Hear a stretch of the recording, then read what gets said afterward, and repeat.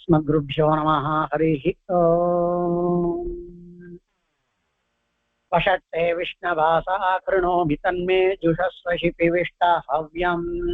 स्वर्धं कृत्वा सुष्ठुतयो गिरो मे यूयं पात स्वस्तिभिः सदा नः। हरिः ओम्।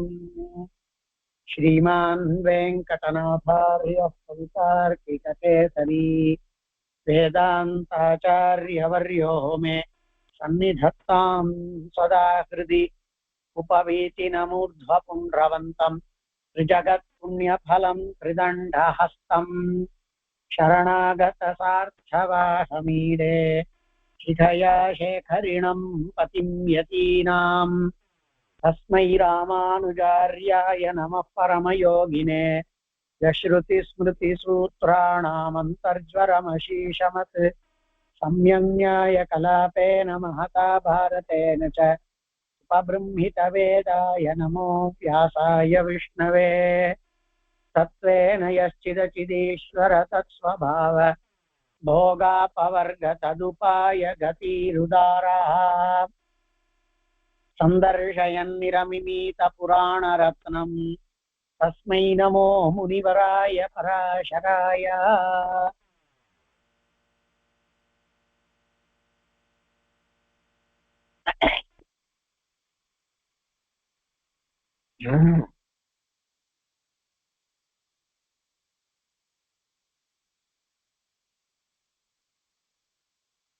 नमः सर्वेभ्यः।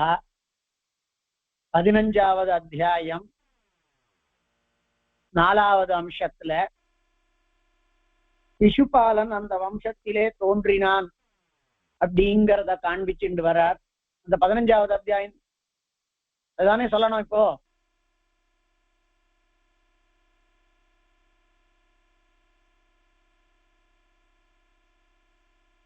அந்த சிசுபாலனா இன்னைக்கு அவதரித்தவன் தான், இன்னைக்கு பிறந்தவன் தான். கீழ்நாள்கள்ல ஹிரண்ய கசிப்புவாக பிறந்தான். அதற்கு முன்னாடி அவன் எம்பெருமானாலே சூக்கர வேஷத்தினாலே அடிக்கப்பெற்றான்கிறத எல்லாம் காண்பித்தார். ஆக இந்த சேதிராஜனாக அவன் பிறப்பதற்கான காரணம், அதற்கு முன்னாடி எம்பெருமானுடைய கையாலேயே எம்பெருமானுடைய திருவடிவாரத்திலேயே அடிக்கப்பெற்றும் கூட அவன் எப்படி மோட்சத்தை அடையாமல் இருந்தான் அப்படின்னு சொல்லும் பொழுது, அவனுடைய ஹிரண்ய கசிப்புத்துவத்திலேயோ அல்லது அவனுடைய ராவணனான தன்மையிலேயோ நாம் பகவானாலே ஹரணம் படுகிறோம்ங்கிறதான எண்ணமற்று இருந்தான்.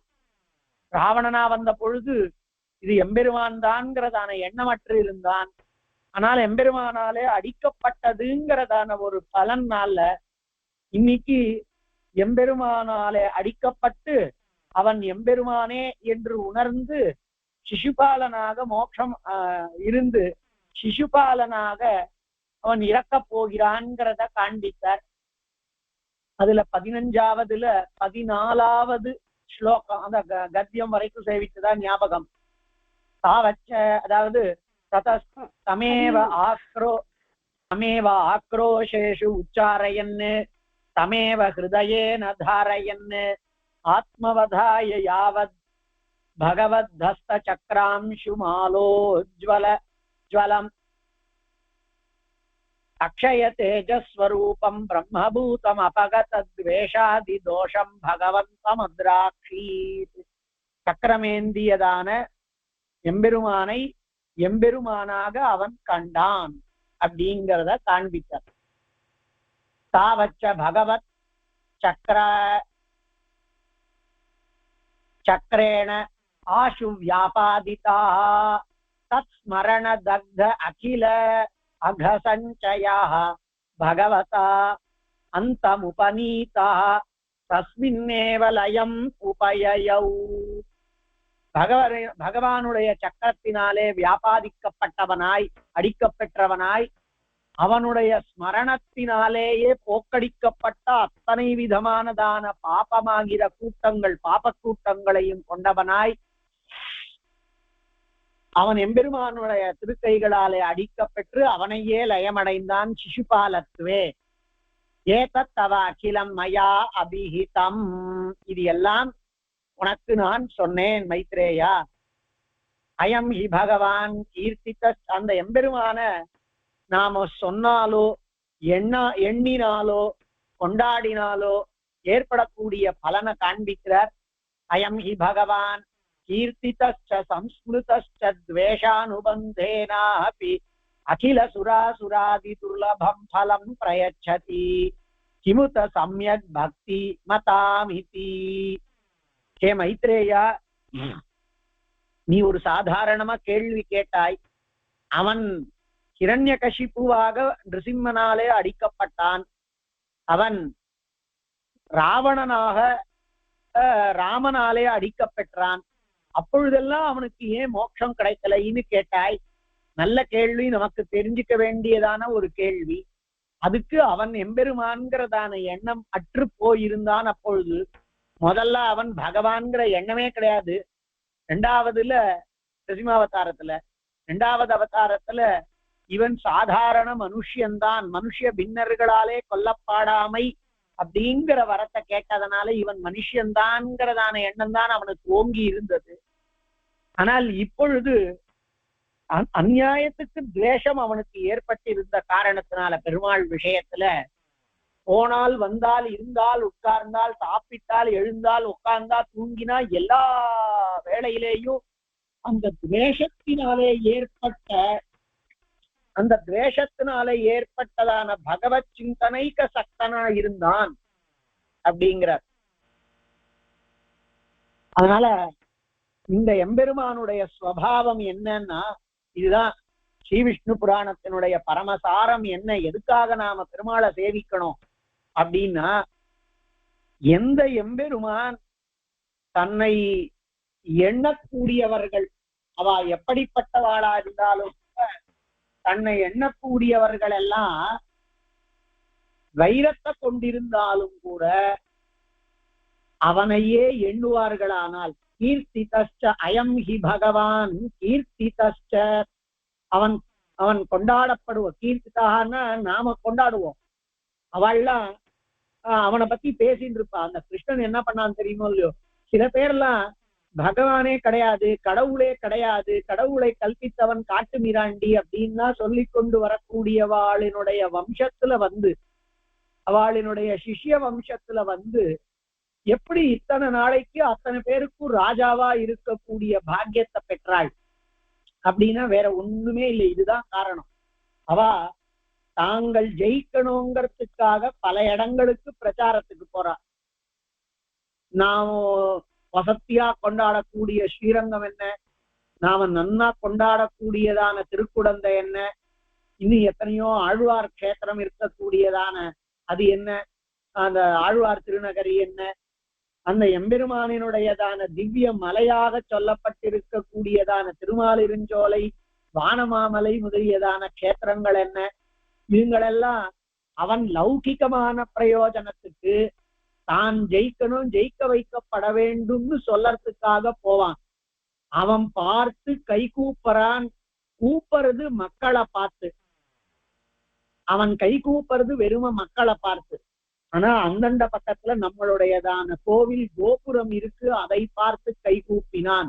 இது நம்மளுடையதான திருவீதி, இந்த இடத்தினுடையதான மணல் அவன் பேர்ல படுற மாதிரி எழுந்து கீழே வந்து நடந்து போனான். இவன் நம்மளுடையதான திருமதில்களை எல்லாம் பிரதட்சணம் பண்ணான் அப்படிங்கிறதான ஏதோ ஒரு கணக்குல நம்மளுடையதான குளக்கரையினுடையதான காற்றை தன்னுடையதான உடம்பிலே தாங்கி கொண்டான். என்னென்னமோ எம்பெருமான் இப்படியெல்லாம் கணக்கு பண்ணி அவளுக்கே கூட நாம எதிர்பார்க்காத அளவுல வசதியான இடங்கள்ல வச்சு அவளை ராஜாவாக ஆக்கி வைத்து பண்றாருன்னு சொன்னா அதுதான் எம்பெருமான். அப்போ சிசுபாலனுடையதான பெருமைக்கு காரணம் என்னன்னா, எம்பெருமானாலே சக்கராயுத தன்னலாக சேவ சாதிக்க பெற்றவனாய் அவன் தன்னுடைய அந்தத்தை பெற்றான். அந்த சக்கராயுதத்தினாலேயே அடிக்கப்பெற்று பெற்றான். எப்போதும் அவனையே சொல்லின்றிருந்தான். அந்த கிருஷ்ணன் இருக்கானே, அவனை எப்ப பார்த்தாலும் நாம எப்படியாவது தொலைச்சி கட்டியாகணும், அந்த கிருஷ்ணன் ஒருத்தனால இந்த லோகங்கள் எல்லாம் நம்ம வசம் ஆக மாட்டேங்கிறது. அந்த கிருஷ்ணனினுடையதான அவன் அப்படிதான் சொல்லிட்டு இருக்கான். அவனை பற்றி தோஷமாகத்தான் சொல்லிட்டு இருக்கான், அவனை பற்றி துவேஷமாகத்தான் சொல்லிட்டு இருக்கான். ஆனால் அவனுடையதான பெயரை சொல்லிட்டு இருக்கான். அதனால அயம் ஹி பகவான் கீர்த்திதச்ச சம்ஸ்மிருதச்ச, அவனையே எண்ணி பார்த்து கொண்டிருந்தாலோ துவேஷானுபந்தேனாபி, இதெல்லாம் துவேஷத்தினுடைய தொடர்ச்சி. ஏதோ கொஞ்சம் போற துவேஷப்பட்டோங்கிறது இல்ல, இடைவிடாத அந்த துவேஷம்.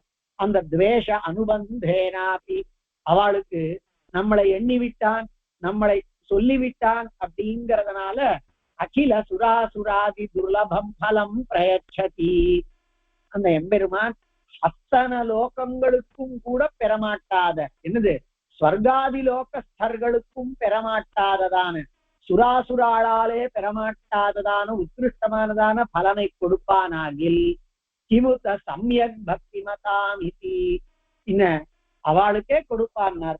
நல்ல பக்தி கொண்டிருக்கக்கூடிய, கபட்டமில்லாமல் எம்பெருமான கொண்டாடக்கூடிய, எந்த வியாஜமும் இல்லாமல் நான் கிருஷ்ணனைத்தான் கொண்டாடுகின்றேன், நான் அவனுடைய கோவிலைத்தான் சேவிக்கின்றேன், நான் அவனுடைய பெயரைத்தான் சொல்லுகின்றேங்கிறதாகவே நல்ல உறுதியான உள்ள உறுதியும் வேட்கையும் கொண்டவாளுக்கு அவன் அனுகிரகம் பண்றதிலே என்ன ஆச்சரியம். இது நடுவுல இருக்கு. ஆனால் இது பாருங்க, இந்த அத்தியாயத்தினுடைய நடுவுல இருக்கு. ஆனா இந்த அத்தியாயத்தினுடையது மாத்திரம் இல்ல, இது பரமசாரம் ஸ்ரீ விஷ்ணு புராணத்தினுடையது. எம்பெருமானை எப்பாடுபட்டாகிலும் எண்ணுங்கோள், எம்பெருமானை என்னுடையதான நாதன் என்று கொண்டாவது அல்லது என்னுடைய சத்ருங்கிறதான பாவத்தினாலேயாவது கொள்ளுங்கோள், அவன் நமக்கு அனுகிரகத்தை பண்ணுவான். அதாவது ஒரு ஸ்லோகம் கிராத்தார்ஜுனியம்ங்கிறதுல பாரவி கவி எழுதினான். துரியோதனன் பகைமை பாராட்டிண்டு இன்னைக்கு காட்டுல அனுப்பி வச்சிருக்கான் தர்மபுத்திராதிகளை. அந்த காட்டுல அவ நிம்மதி இருக்காளா, நிம்மதியா இருக்காளா, அவ நிம்மதியா இருக்க கூடாதுங்கிறதுக்காக அவன் எப்படி இருக்கான்னு பார்த்துட்டு வரணும் அப்படிங்கிறதுக்காக எல்லாம் இவன் அனுப்பினா. நம்ம இதெல்லாம் பாக்குறோம், கோகிரகணம் வியாஜாதிகள் எல்லாம் நடந்ததை நம்ம பாக்குறோம்.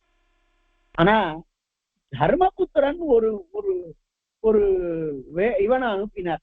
இவர் எப்படி பரிபாலனம் பண்றான் ராஜ்யத்தை அப்படின்னு அறிந்து கொள்வதற்காக ஒற்றனாக ஒருத்தனை காட்டுவாசியா அனுப்பினாரான் தர்மபுத்திரன். அந்த காட்டுவாசி வந்து ராஜா தர்மபுத்திர இவன் துரியோதனன் நன்னா பரிபாலனம் பண்றான்னு சொன்னான். அவன் சொல்லும் போது சொல்றான், உமக்கு திருப்தியா இருக்கணுங்கிறதுக்காக நான் பொய் சொல்லக்கூடாது, ஏன்னா உங்களை மாதிரி ராஜாக்கள் எல்லாம் எங்களை மாதிரி ஒற்றர்களையே கண்ணாக கொண்டவர்கள்.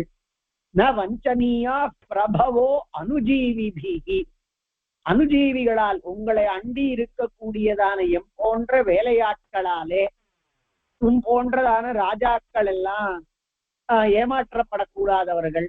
அதனால நான் சொல்றது உனக்கு பிடிக்கிறதோ பிடிக்கலையோ, அதோருஹசி க்ஷந்தும் அசாது சாதுவா, நான் சொல்றது உனக்கு பிடிக்கிறதோ பிடிக்கலையோ, அசாதுவா சாதுவா நல்லதோ அசாதுவோ அதையெல்லாம் நீ கேட்டுதான் ஆகணும்னு சொல்றான். அதாவது நான் சத்தியத்தையே பேச போறேன், அதுல சொல்லக்கூடியதான விஷயம் உமக்கு ஏற்றுக்கொள்ள கூடாததாக, காதுக்கு கடினமாக, உமக்கு பிரியமாக இல்லாததாக இருந்தாலும் கூட அவைகளை நிச்சயமாக நீர் கேட்டுக்கொண்டுதான் ஆகணும், உமக்காக நான் பொய் சொல்லக்கூடாதுன்னு சொல்லிட்டு அவன் ஆரம்பிக்கிறான்.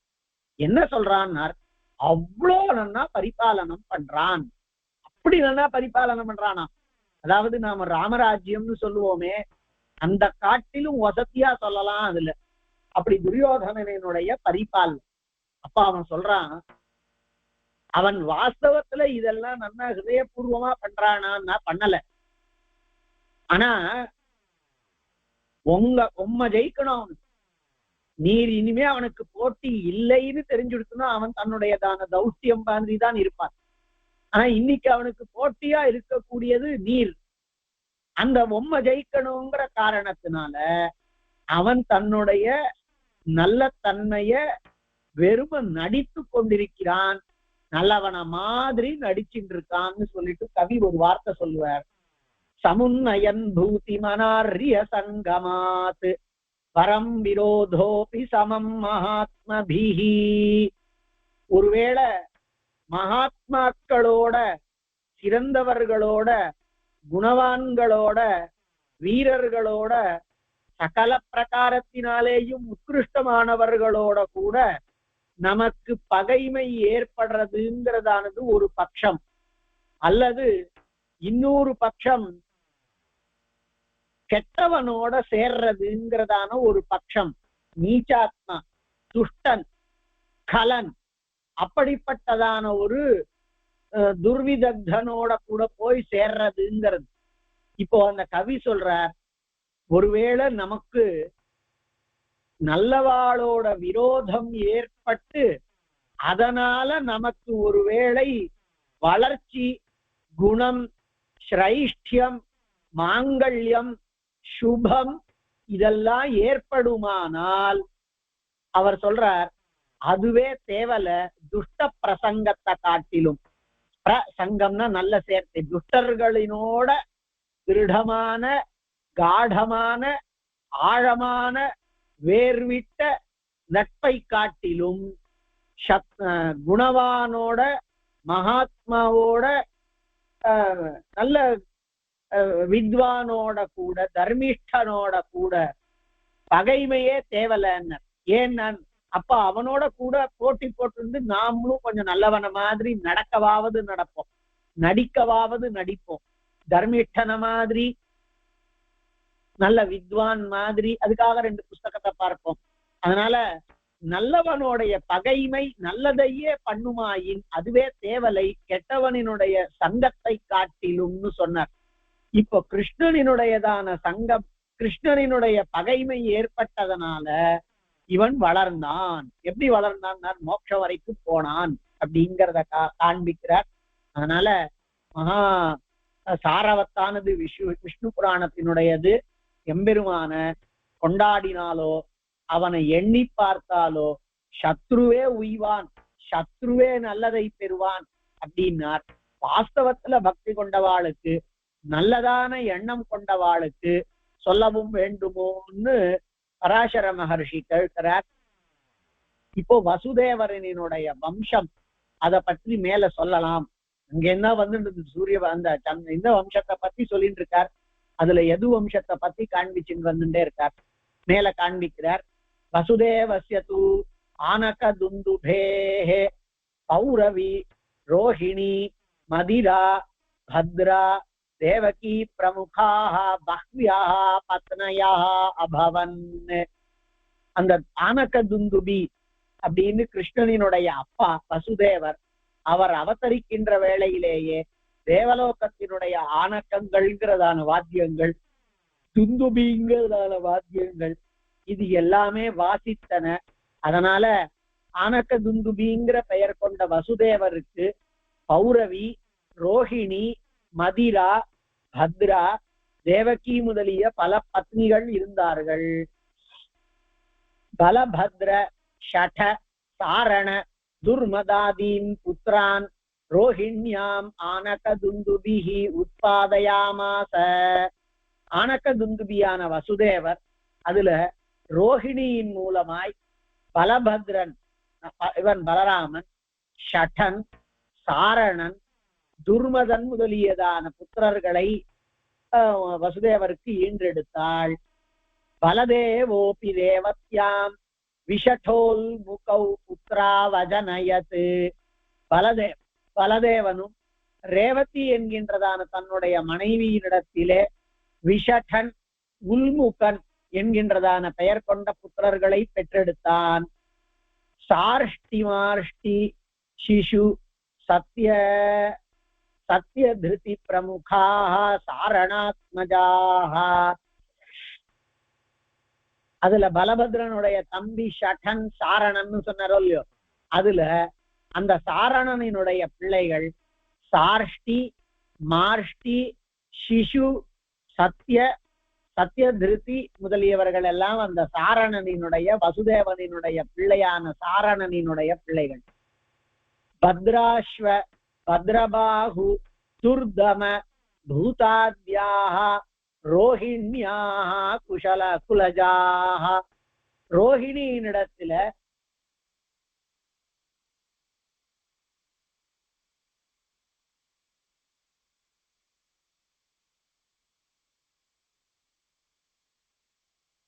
பத்ராஸ்வன் பத்ரபாஹு துர்மதன் பூதன் முதலியவர்கள் எல்லாம் ரோஹிண்யாக குலஜாக ரோஹிணியினுடைய குலத்திலே வந்தவர்கள்.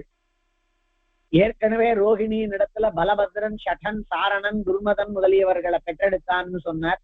மேலேயும் சில குமாரர்கள், அவர்கள் எல்லாம் ரோஹிணி வம்சத்திலே வந்தவர்கள். நந்தோபனந்த கிருதகாத்யாக மதிராயாஸ்தனயாக, அவருடைய இன்னொரு மனைவி மதிரா அப்படிங்கிறவோ, அந்த மதிராவுக்கு நந்தன், உபநந்தன், கிருதகன் முதலியவர்கள் எல்லாம் மதிராவிடமிருந்து பிறந்தவர்கள். பத்ராயாச்ச உபநிதி கதாத்யாக, பத்ராங்கிறதான மனைவியின் மூலமாய் வசுதேவர் உபநிதி கதல் முதலியவர்களை பெற்றெடுத்தார். கதாத்யாக, அதனாலதான் பெருமாளுக்கு கதாகிரஜாகான்னு கிருஷ்ணனுக்கு ஒரு நாமா உண்டு. அவர் வசுதேவனினுடைய இன்னொரு மனைவியின் மூலமா பிறந்தவன். கதாத்யாக வைஷல்யாம் ச கௌஷிகம் ஏகமேவ அஜனயத். வைஷல்யாம் வைஷால்யாம், வைஷாலிங்கிறது விஷாலா தேசத்தை சார்ந்தவளான, இத்தனை பேர்ல ஒருத்தி வந்து விஷாலா தேசத்தை சார்ந்தவள். அந்த வைஷால்யாம் விஷாலா தேசத்து பெண்ணான இந்த இவ வசுதேவருடைய மனைவியர்கள் பௌரவி, ரோஹிணி, மதிரா, பத்ரா, தேவகி. இதுல வைஷவி ஆகிறவள் விஷால தேசத்தை சார்ந்தவள். அந்த வைஷால்யாம் வைஷாலியிடமிருந்து கௌஷிகம், அதாவது இதுல யாரோ ஒருத்தி வைஷாலி, ஏற்கனவே ரோஹிணியினுடைய குழந்தைகளை சொல்லிட்டார். ரோஹிண்யா மானகதுந்துபிஹி. அதுக்கப்புறமா பலபத்ரன் முதலிய பத்ராஸ்வன் முதலிய வேறு சில குழந்தைகளை சொன்னார் ரோஹிணிக்கு. அப்புறம் மதிராவினுடைய குழந்தைகளை சொன்னார், பத்ராவினுடைய குழந்தைகளை சொன்னார். ரோஹிணி, மதிரா, பத்ரா, தேவகியினுடைய குலஜர்களை தான் சொல்ல போறார். அதனால பௌரவிங்கிறவதான் வைஷாலியா இருக்கணும். அவளிடத்துல வைஷால்யாம் ச கௌஷிகம் ஏகமேவ அஜனயத். ஆனக துந்துபேகே தேவக்யாமபி. அந்த தேவகி இடத்திலே இப்போ கிருஷ்ணனுக்கு முன்னாடி, கிருஷ்ணன் 8வது சிசு, அதற்கு முன்னாடி 6 குழந்தைகள் பிறந்து இறந்து விட்டார்கள். 7வதுதான் அந்த பெண்ணு, 8வது பெருமாள். அந்த 6 பேரையும் காண்பிக்கிறார். துந்துபே ஆனக துந்துபேகே தேவக்யாமபி கீர்த்திமத் சுஷேண உதாயு பத்ரசேன ரிஜுதாச பத்ரதேவாட்சியாக என்று 6 பிள்ளைகள். கீர்த்திமான்னு முதல் பிள்ளை, அத பிறந்த உடனே கொண்டு போய் கொடுத்தார். அவன் இதுல அடிச்சு செத்து போயிடுத்தது. சுஷேனன்கிறது 2வது பிள்ளை, உதாயுன்னு 3வது பிள்ளை, பத்ரசேனன்னு 4வது குழந்தை, ரிஜுதாசன்னு 5வது பிள்ளை, பத்ரதேவன் அப்படிங்கிறது 6வது பிள்ளை. இதுல 2-3 விஷயங்கள். இந்த குழந்தைகளுக்கு பெயர்களை எல்லாம் நாம தெரிஞ்சுக்கிறதுங்கிறது ஒண்ணு. 2வது முக்கியமானதான விஷயம் என்னன்னா, இப்போ ஒரு சமத்காரத்துக்கு சொல்றது இது. இப்ப வெளியூர்ல எல்லாம் குழந்தை பிறக்கறச்சேயே அதுக்கு பெயரோட தான் நாம அதுக்கு என்ன அந்த பர்த் சர்டிபிகேட்லயோ, அது வெளியூர்ல எல்லாம் பிறந்தது அப்படின்னு சொன்னா, வெளி தேசத்துல அங்கெல்லாம் பிறந்தது அப்படின்னு சொன்னா அதுக்கு நாம பெயரையே நாம கொடுத்தாகணுங்கிறது இருக்கு. அதனால அதாவது குழந்தை பிறக்கிறதுக்கு முன்னாடியே பேர் வைக்கிறதுங்கிறதெல்லாம் வச்சுட்டு இருக்கா பாருங்க. அந்த மாதிரி இந்த குழந்தைகள் எல்லாம் பிறந்தது கொண்டு வந்து கொடுத்தான். 11வது நாள் நாம இவாளுக்கெல்லாம் க்ஷத்ரியாளா இருக்கிறதுனால புண்ணியாக வச்சனம் பண்ணணும். ஆனா இந்த குழந்தைகளுக்கெல்லாம் பேர் வச்சார். அதெல்லாம் முதல் நாளேதான் அடிபட்டு போயிடுது. ஆனா இந்த மாதிரி பேர் வைக்கணும்னு நினைச்சுட்டு இருப்பாரா இருந்திருக்கும். அதனால கீர்த்தி மத்சுஷேனோதாயு பத்ரசேன ரிஜுதாச பத்ரதேவாக்கியா ஷட்புத்ரா ஜக்ஞிரே தாம்ச்ச சர்வான் ஏவ கம்சஹ காதிதவான். அவ எல்லாரையுமே கம்சன் அடித்தான். அனந்தரஞ்ச சப்தமம் கர்ப்பம் அர்த்தராத்திரே பகவத் ரஹிதா யோக நித்ரா ரோஹிண்யா ஜடரம் ஆக்ருஷ்ய நீதவதி. 7வது கர்ப்பத்தை பெருமாள் தன்னுடையதான யோக நித்ரைய கூப்பிட்டு ரோஹிணி கர்ப்பத்துக்கு இந்த குழந்தைய, இந்த தேவகி எங்க அம்மாவினுடைய கர்ப்பத்துல இருக்கக்கூடிய குழந்தைய எடுத்துட்டு போய் ஆகர்ஷணம் பண்ணி வை, அப்படின்னா இழுத்து கொண்டு போய் வை ரோஹிணியினுடைய கர்ப்பத்துல அப்படின்னு யோக நித்ராவுக்கு பெருமாள் கட்டளையிட்டார். அவளும் அப்படி பண்ணாள். அதை காண்பிக்கிறார். அனந்தரஞ்ச சப்தமம் கர்ப்பம் அர்த்தராத்திரே பகவத் ரஹிதா யோக நித்ரா. எம்பெருமானாலே தூண்ட பெற்றவளான யோக நித்ரா தேவி ரோஹிண்யாக ஜடரம் ஆக்ருஷ்ய நீதவதி. ரோஹிணியினுடையதான கர்ப்பத்தை ரோஹிணி இடத்திலே கொண்டு போய் வைத்தாள். தேவகியிடம் இருந்து ரோஹிணியினுடைய கர்ப்பத்துக்கு எடுத்துக்கொண்டு போய் வைத்தார். கர்ஷனாச்ச அசாவபி சங்கர்ஷனாச்சியாமகமது. இப்படி இழுத்து கொண்டு போய் வைக்கப்பட்டான் அப்படிங்கிற காரணத்தினால இவனுக்கு சங்கர்ஷணன் அப்படிங்கிற பெயரும் ஏற்பட்டது. இன்னும் வீடியோவே சரியா டல்லா இருக்க மாதிரி இருக்கு. ததஸ்ச சகல ஜகன் மகாதரு மூலபூதா பூத பவிஷ்யதாதி சகல சுராசுர முனிஜன மனசாமப்யகோச்சராः அப்ஜபவ பிரமுகைரனல முகைः பிரணம்ய அவனிபாரா ஹரணாய பிரசாதிதா பகவான் அநாதிமத்ய நிதனா தேவகி கர்ப்பம் அவததார வாசுதேவாஹ. பிறகு இப்படிப்பட்டவனான எம்பெருமான் அவளுடைய 8வது கர்ப்பமாக அவதரித்தான். அதனால அவருக்கு கர்ஷனாச்ச அசாவபி சங்கர்ஷனாக்கியாம் அகமத் ததச்ச சகல ஜகன் மகா தருமூல பூதா. எம்பெருமான் வாசுதேவன் தேவகியினுடைய கர்ப்பமாய் அவதரித்தான்ங்கிறத காண்பிக்க போற. அப்படின்னா எப்படிப்பட்டவன் அப்படின்னா சகல மகாதரு மூலபூதா. சகல லோகங்களுமே ஒரு மரமா இருந்ததுன்னா அந்த லோகங்களாகிற மரங்கள் எல்லாவற்றையும் தாங்கக்கூடிய ஆணிவேர் எம்பெருமான். சகல ஜகன் மகாதரு மூலபூதாக. அத்தனை லோகமாம் பெரும் மரங்களுக்கே கூட ஆதாரபூதமாய் பூத பவிஷ்யதாதி சகல சுராசுர நிஜ முனிஜன மனசாமப்யகோச்சராக. நம்ம பெரியோட ரிஷிகள் எல்லாம் யோகி தியான கம்யம்னு சொன்னான். யோகிகளினுடைய ஹிருதயத்திலே தியானத்தினாலே மாத்திரம் அடையத்தக்கவன் அப்படின்னு. ஆனா பராசர மகர்ஷி காண்பிக்கிறார், அதுக்கு எப்படி தெரியுமா அர்த்தம் எடுத்துக்கணும். ஒருவேளை சேவிக்கலாமானால் யோகிகளாலே மாத்திரமே சேவிக்கத்தக்கவன் எடுத்துக்கணுமே தவிர யோகிகளாலே சேவிக்கத்தக்கவன் ரிஷிகளாலே சேவிக்கத்தக்கவன் அர்த்தம் எடுத்துன்ற கூடாது. அதாவது ரிஷியாகவோ யோகியாகவோ இருந்தான்னா எம்பெருமான சேவிச்சு விடலாம் அப்படிங்கறது அர்த்தம் இல்லை.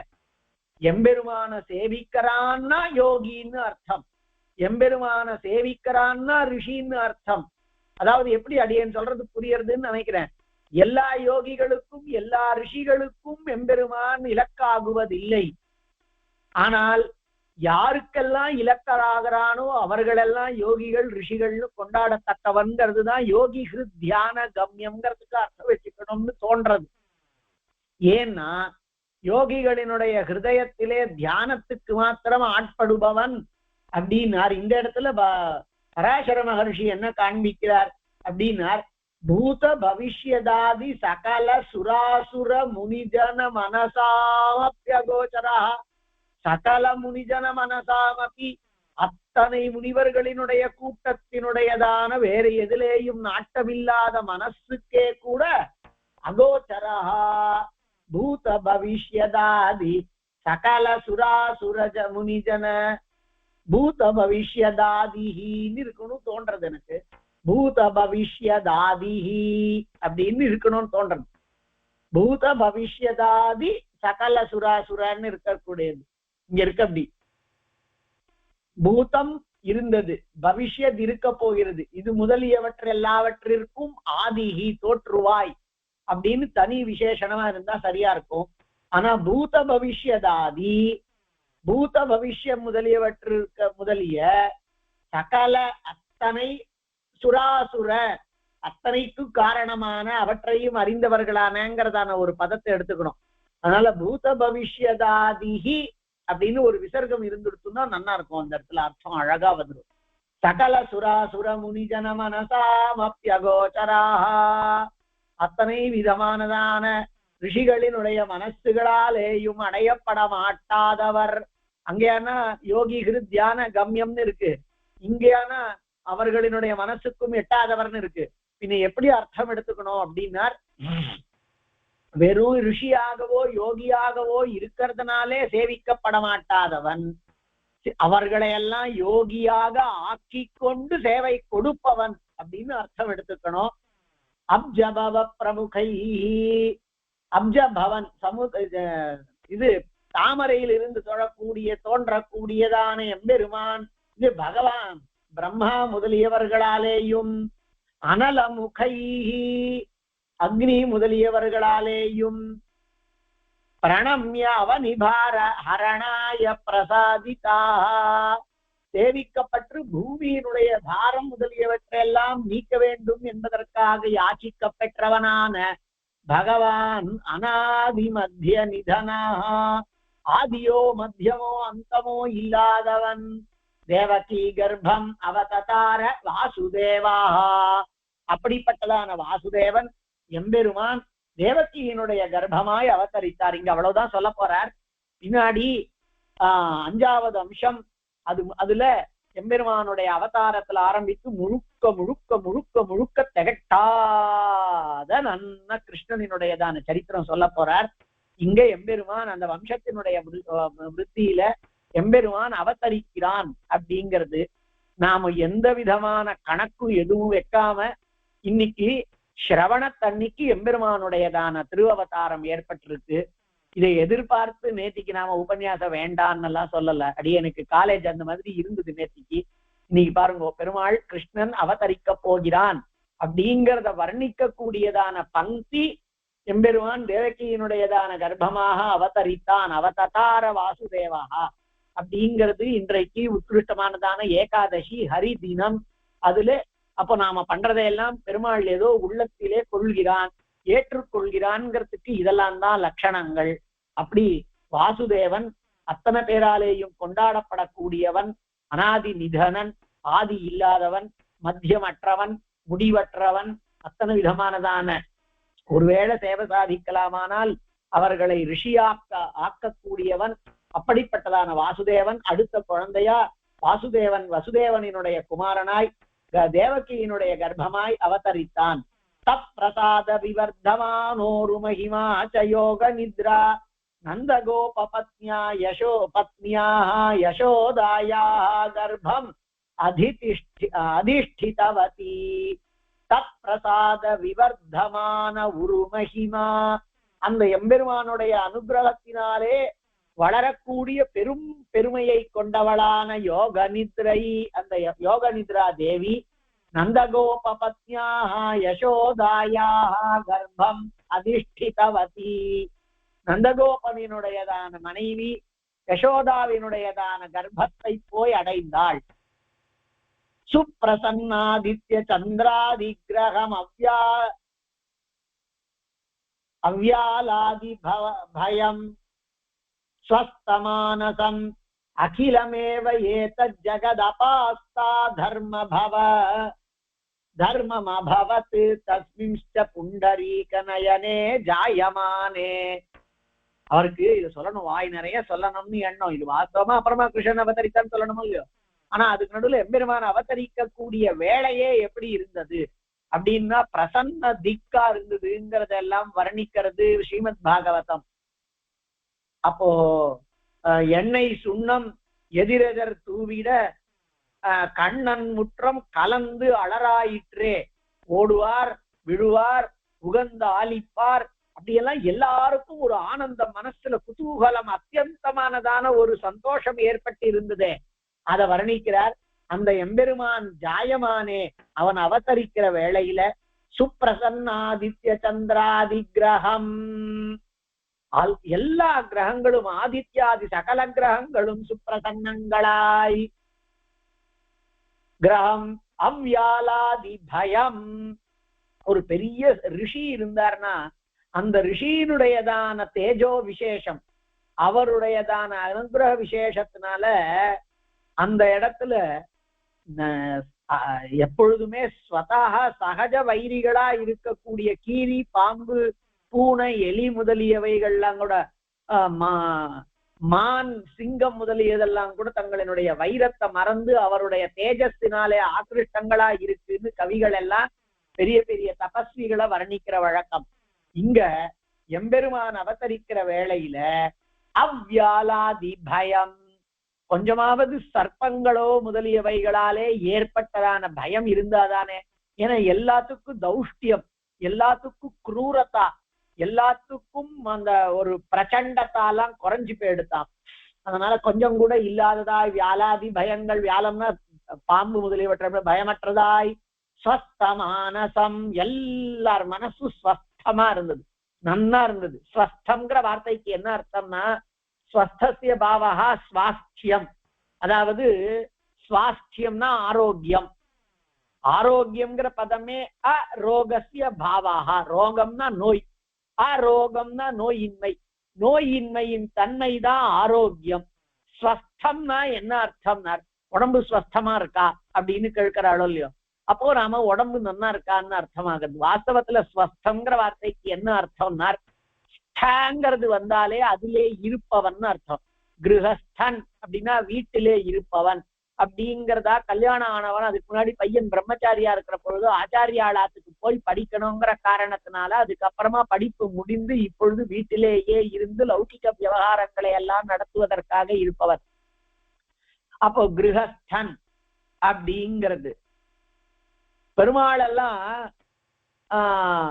ஒருவேளை புஜகஸ்தா புஜங்கஸ்தா, பாம்பிலே இருப்பவன் அப்படிங்கிறது.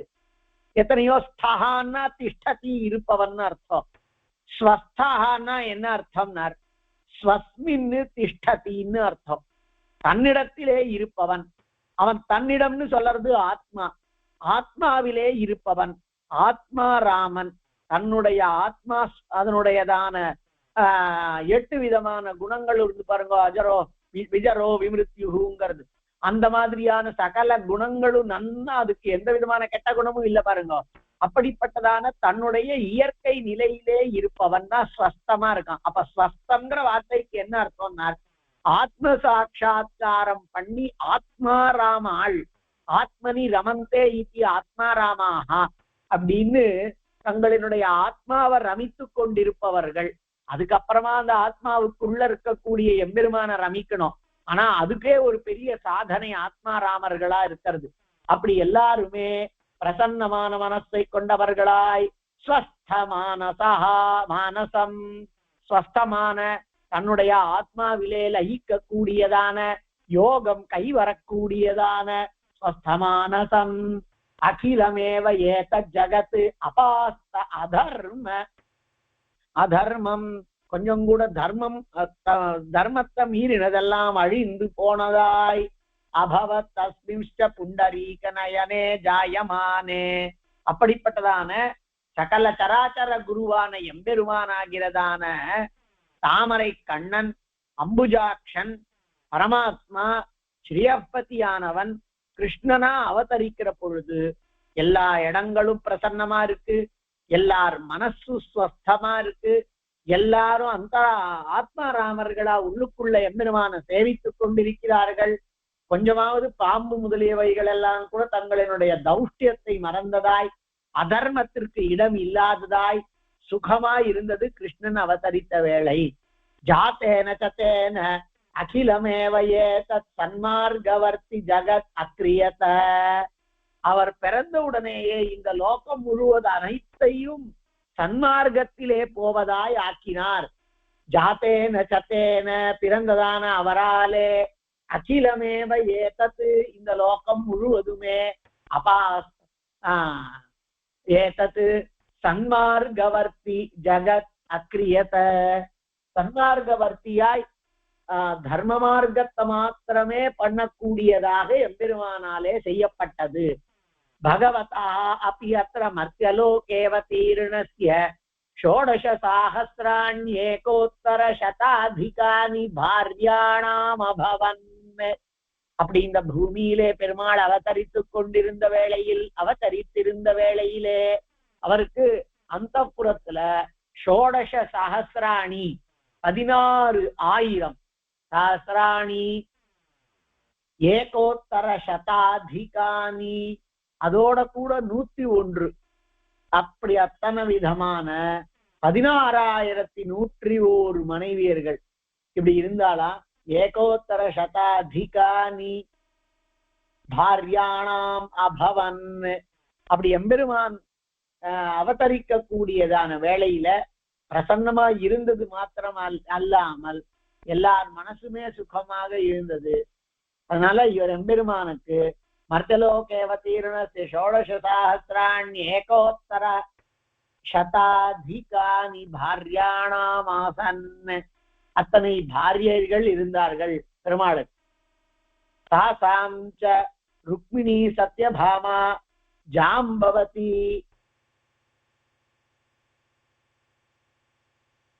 சாருஹாசினி பிரமுகாः ह्यष्टौ பத்மயாः பிரதானாः பபூஹு. அதுலேயும் இவா 8 பேர், ருக்மிணி, சத்யபாமா, ஜாம்பவதி, சாருஹாசினி முதலியதான பேர்லாம் ரொம்பவும் 8 மகிஷிகள் ரொம்பவும் பிரதான பூதர்களாய் இருந்தார்கள். தாசுச்ச அஷ்டாவயுதானி லக்ஷம் ச புத்திராணாம் பகவான் அகிலமூர்த்திர் அநாதிமான் அஜனயத். அந்த 8 மனைவியர்களின் மூலமாகவும் அல்லது அத்தனை பேரின் மூலமாகவும் தாசுச்ச அஷ்டாவயுதானி லக்ஷம் ச புத்திராணாம். அயுதம் அப்படின்னா 10,000, அஷ்ட அப்படின்னா 8 10,000 அது 80,000. அஷ்டாவயுதானி லக்ஷம் ச புத்திராணாம் மேல 1,00,000 அப்படி அஷ்டாவயுதானி 80,000 மேல 1,00,000 அப்படிங்கிறதாக அஷ்டாவயுதானி லக்ஷம் ச புத்திராணாம் பகவான்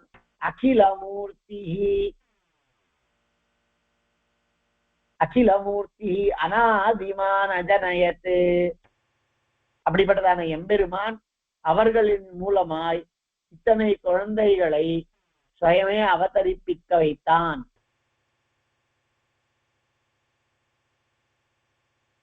தாசுச்ச அஷ்டௌ அயுதானி 80,000 லக்ஷம்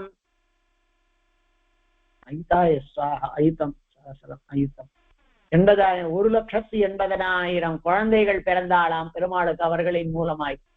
தேஷாம் ச பிரத்யும்ன சாருதேஷ்ண சாம்பாதயாக த்ரயோதச பிரதானாக.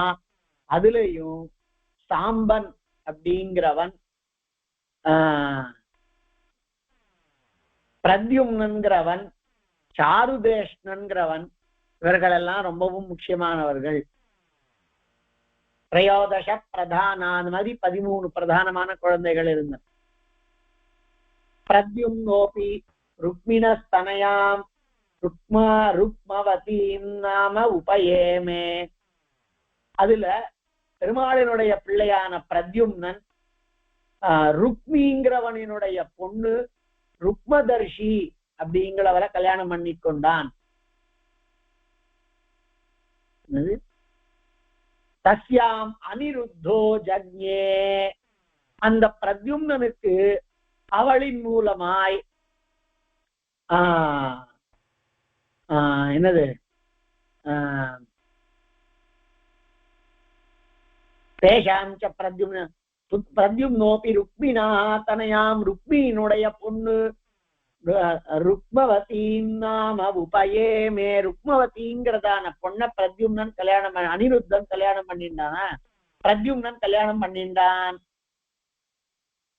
ருக்மவதீம் நாம உபயேமே, அந்த ருக்மவதிங்கிறதான பொண்ண கல்யாணம் பண்ணிண்டான்.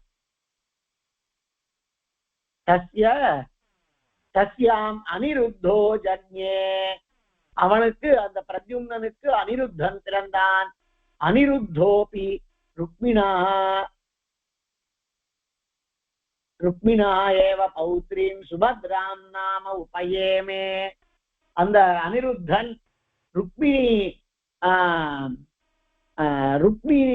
ருக்மியினுடையதான பௌத்ரி, ருக்மியினுடைய பிள்ளையினுடைய பிள்ளை பொண்ணு, அவளை சுபத்ரான்னு பெயர், அவளை அனிருத்தன் கல்யாணம் பண்ணிண்டான்.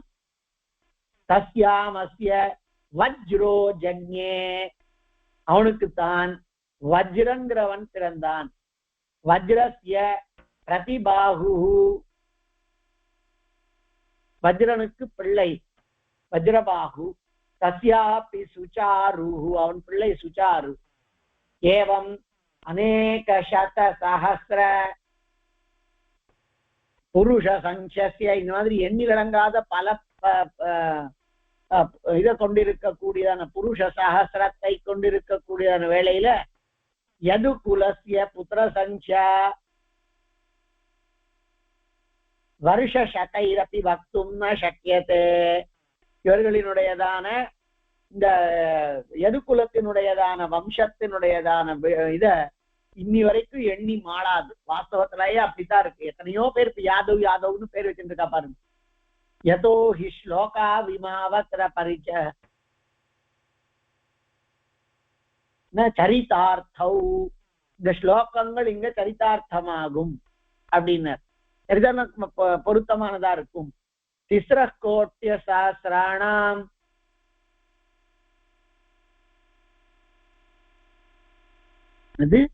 அஷ்டாशीति शतानि च कुमाराणां गृहाचार्याः चोपयोगेषु ये रताः.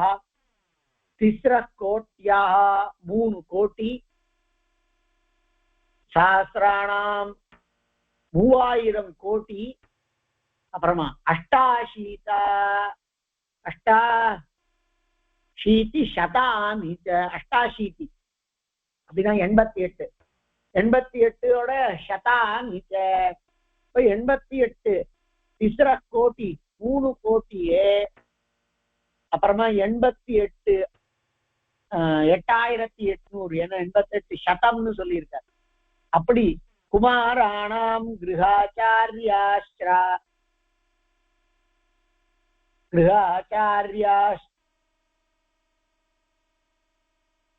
சாபயோகேஷு ஏ ரதாஹ,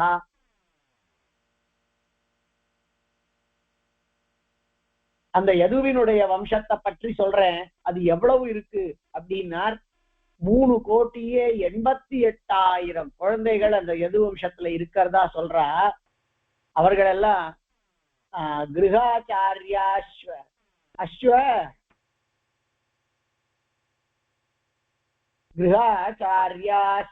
சாபயோகேஷு ஏ, அங்க என்ன இருக்கு?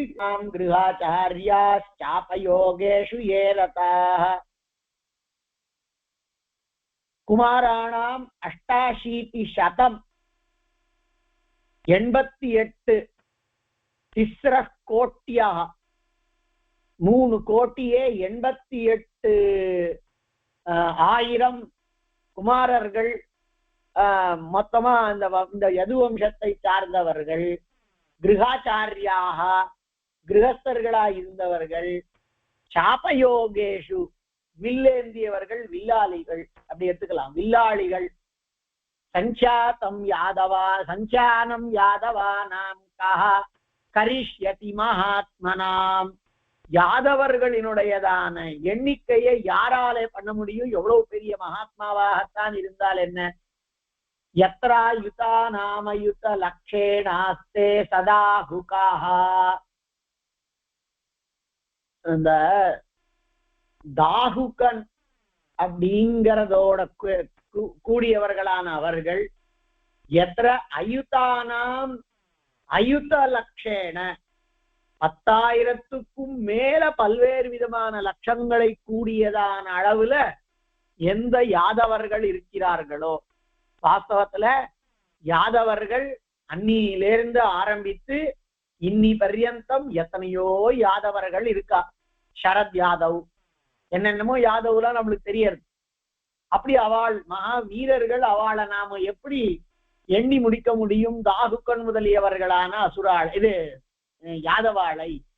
தேவாசுரே ஹதா ஏது தைத்தேயாஸ்ஸு மகாபலாஹ உத்பன்னாஸ்தே மனுஷ்யேஷு ஜனோபத்ரவகாரிணாஹ. தேவாசுர யுத்தம் நடந்த பொழுது எவர்களெல்லாம் அசுரர்கள் கொல்லப்பட்டார்களோ, மகாபலிஷ்டர்கள், அவர்களே மனுஷர்களாக இன்றைக்கு அவதரித்திருக்கிறார்கள்.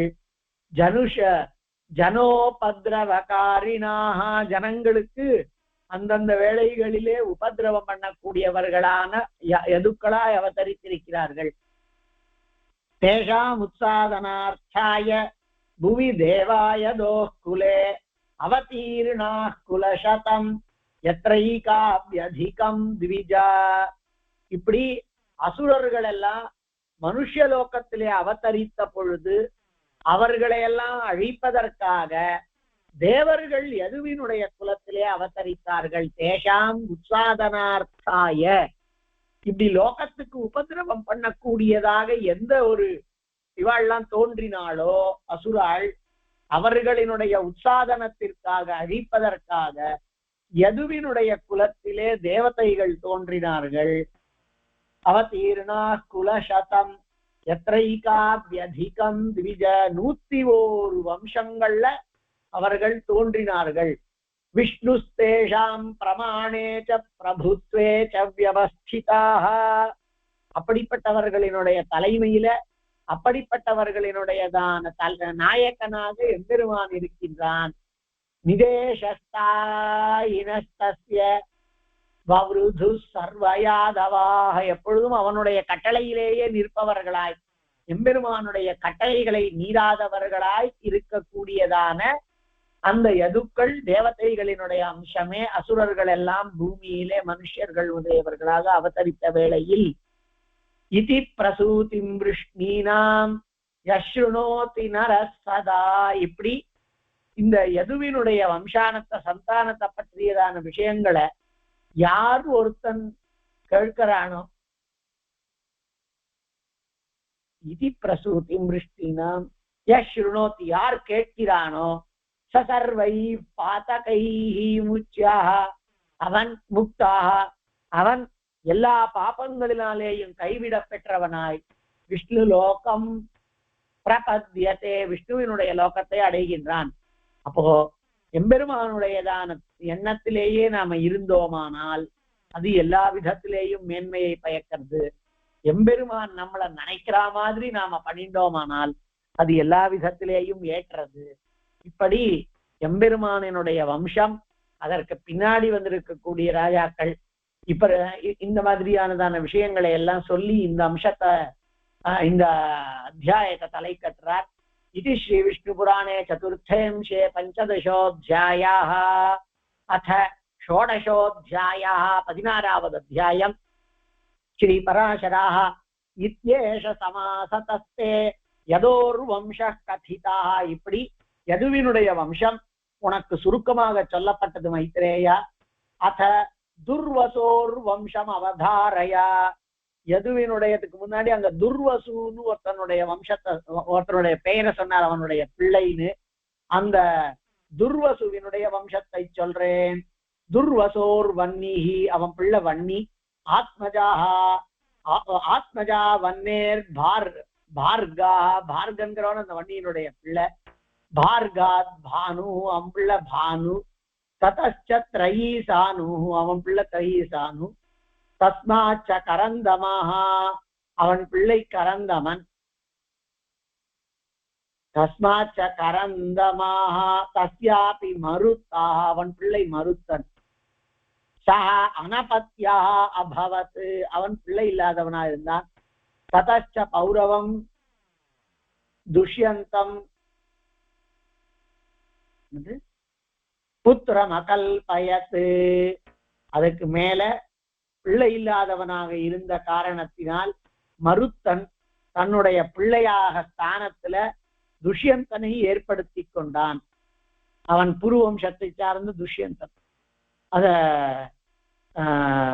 சாக்குந்தலத்துல வரக்கூடிய துஷ்யந்தன் தான் புரூரவன், அத புருவம்சத்தை சார்ந்தவன்.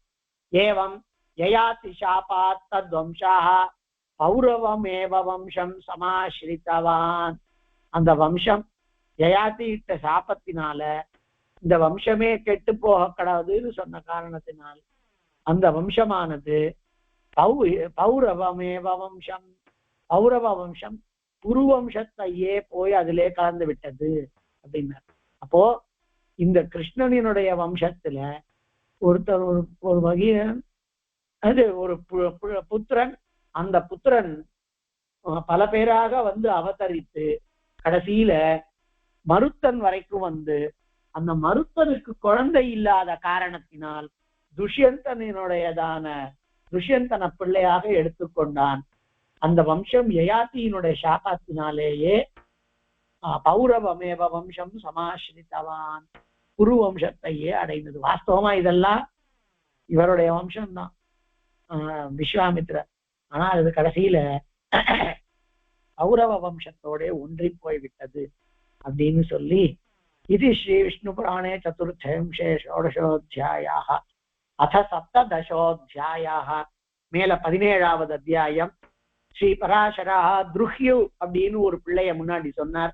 அவன் பிள்ளை பப்ருஹு, துருஹ்யோஸ்து தனையோ பப்ருஹு, பப்ரோ சேது பப்ருவினுடைய பிள்ளை சேது, சேது புத்திரஹா ஆரப்த நாமா அவன் பிள்ளை ஆரப்தன், ஆரப்தஸ்யாத்மஜா காந்தாரா அவன் பிள்ளை காந்தார தேசத்தை சார்ந்தவன் தர்மன், தர்மாத் திருதாஹா தர்மனுடைய பிள்ளை திருதன், திருதாத் துர்தமாஹா அந்த இவனுடைய பிள்ளை துர்தமன், ததஹா பிரச்சேதாக பிறகு பிரச்சேதஸ்ங்கிறவன், பிரச்சேதசாக புத்திர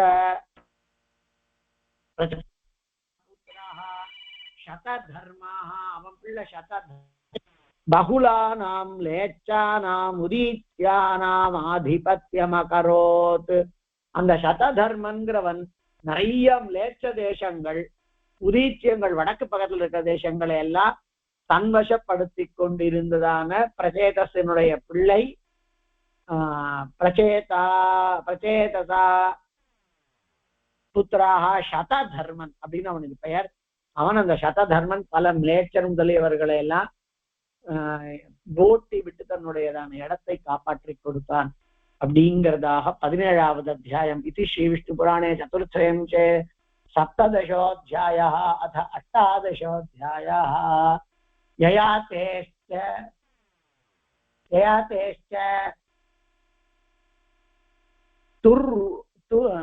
சதுர்த்த புத்திரஸ்ய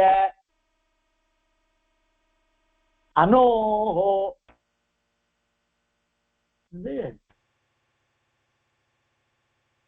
சபாநல சக்ஷுஹு பரமேஷு சம்யாஸ்த்ரய புத்ரா பபூஹு.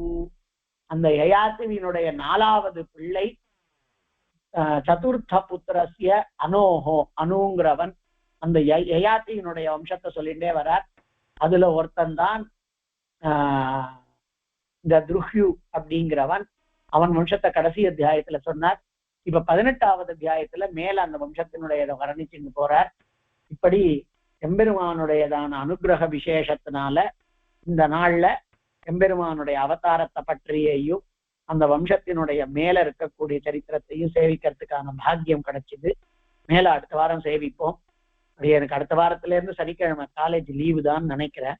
அது எப்படியோ பெருமாள் அனுகிரகத்துல பாத்துக்கலாம். கவிதார்க்கிக சிம்ஹாய கல்யாண குணசாலினே ஸ்ரீமதே வெங்கடேஷாய வேதாந்த குரவே நமஹ.